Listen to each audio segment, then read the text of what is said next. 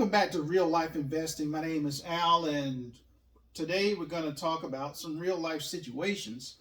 Um, and in a way, we're talking about dealing and investing in yourself. Um, I just recently saw some information about Taraji Henson, the actor who used to play on Empire, and she did a lot of other things, Benjamin Button, and in the movies, and I think she's getting ready to do The Color Purple in this new one coming in, what's this, 2023, etc., whatever.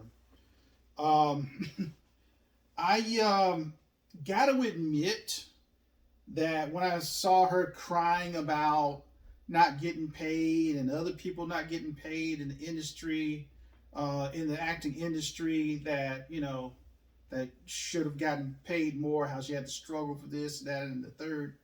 I got to admit, I probably would have already quit already, because if you're in an industry where, first of all, most of the TV shows and movies that I'm trying to say this the right way, but a lot of that stuff is hot garbage. And I don't plan on seeing The Color Purple. I think it's going to be complete trash. I'm not going to lie to you about that. Um, I think that a lot of times you put up with garbage to only produce more garbage. And sometimes it's just best to walk away from stuff and say, hey, I'm going to start my own thing, or I'm going to do something different. Or I'm not going to put up with this mess.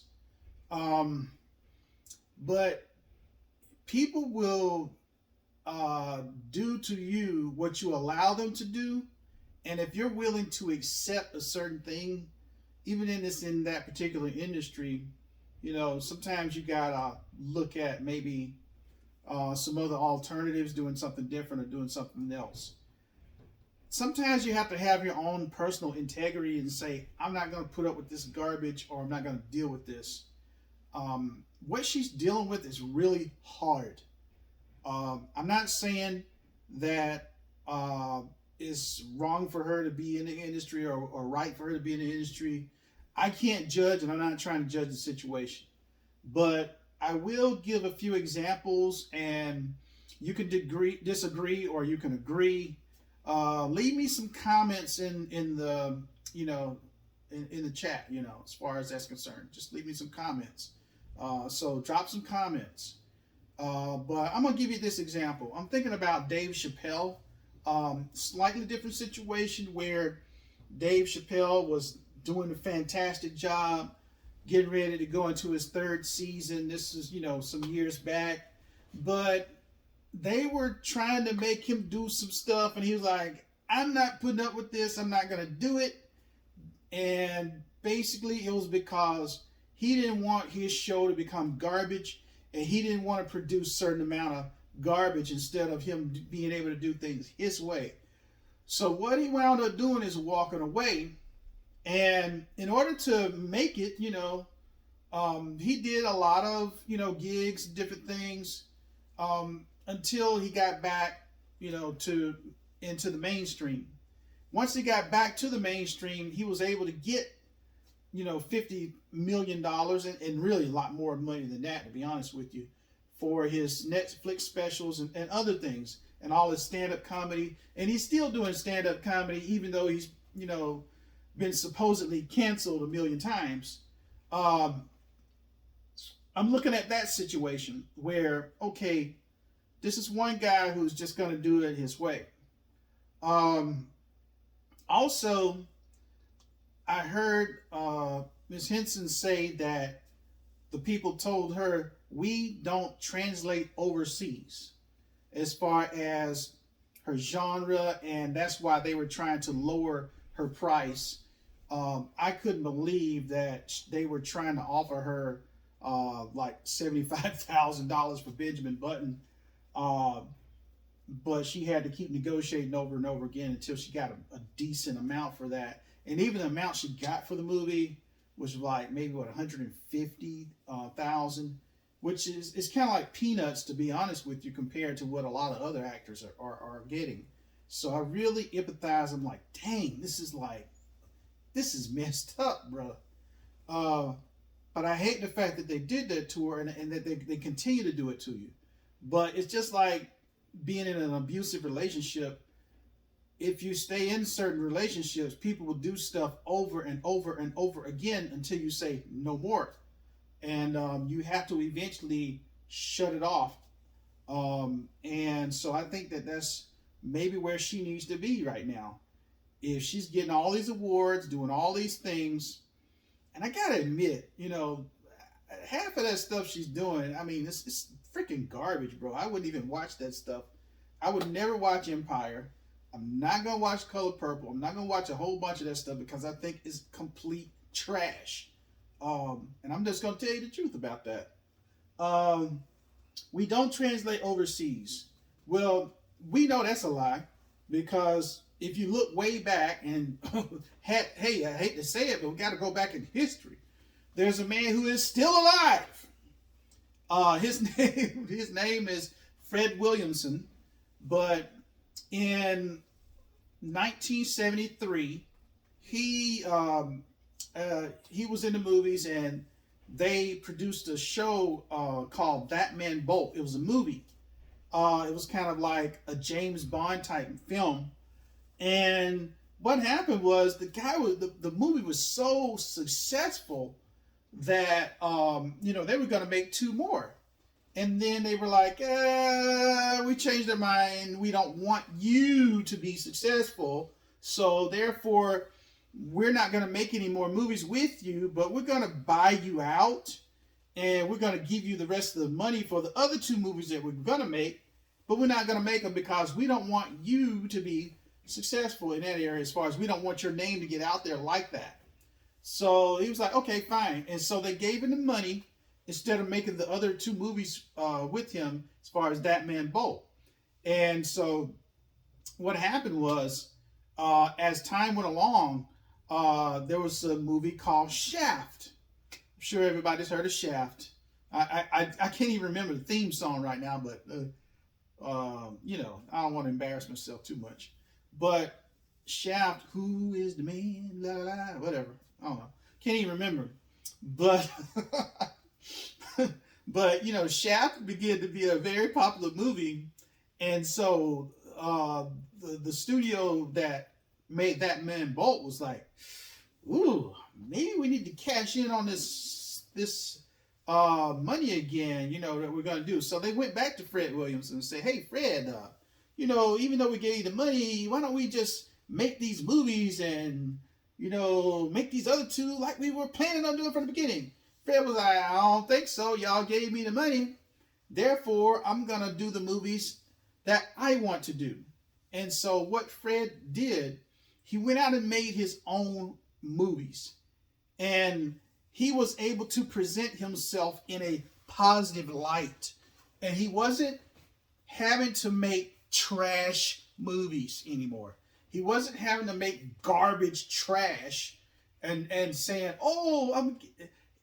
you made some trash. Let's give you an Oscar. Oh, you made some more trash. Let's give you a gold. Let's give you another award for that piece of trash you made. Which is what I feel like they're doing with a lot of movies nowadays. So, but Fred went on to do his own thing. And so he made quality movies. I remember he made a war movie. Him and Richard Pryor and somebody else. I can't even remember the name of it. It's been so long since I watched it. But I was looking at Fred. I was like, dang, this man is intelligent. Dang, this man is speaking German. He's doing this. He's a natural born leader. You could tell that he was a leader not only in the film, but outside of the film, he was a leader as well. And so Fred took that money and he started making his own movies. And let's go back to the part that said that we don't translate overseas. Fred actually sold his movies to the Europeans. And they said, hey, we're going, and so he sold them for a lot of money too. So, I mean, like many times more than they were going to offer him at first because they knew that they were going to make profits off the movies. And so Fred is still alive today. He's still making money today.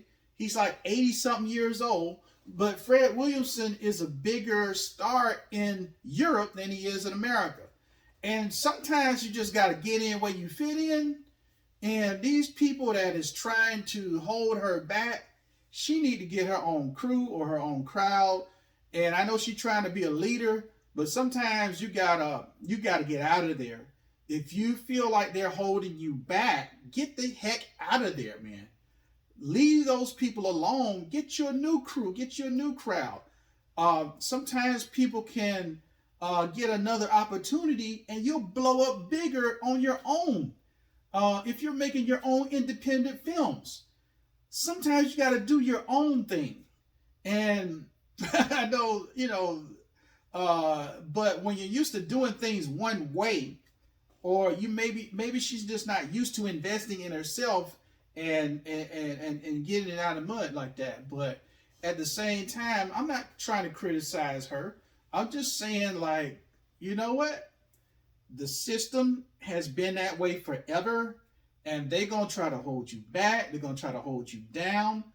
You got to we all got to think of another plan, but especially in her case, that she's, so upset, etc.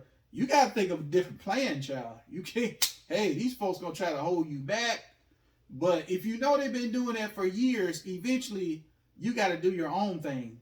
It's nothing wrong with you starting something on your own, even if it's smaller, even if it's lower budget, which is what happened to Fred, but at the same time, Fred has his own personal dignity. He doesn't have to play these garbage roles. He doesn't have to do this trash, and he can do his own thing where he doesn't have to belittle himself, and people don't have to, he doesn't allow himself to be treated like garbage. So sometimes you got to be the entrepreneur, which is what maybe she needs to do. Maybe she needs to invest in herself and invest in what she can do personally. And you know what? Maybe she's even got some talents outside of acting. And listen, she could start speaking at different places to different people and earn money from speaking, saying, look, this is my view on this. This is what I feel about it. And this is what I'm doing about it. So she doesn't have to limit herself to that. There are plenty of people who want to hear her story. And there are plenty of people who are fans of her and who really love her, support her, and who admire her. So she can market herself outside of the film industry or the media industry, and that type of media anyway. Maybe she go to another type of media.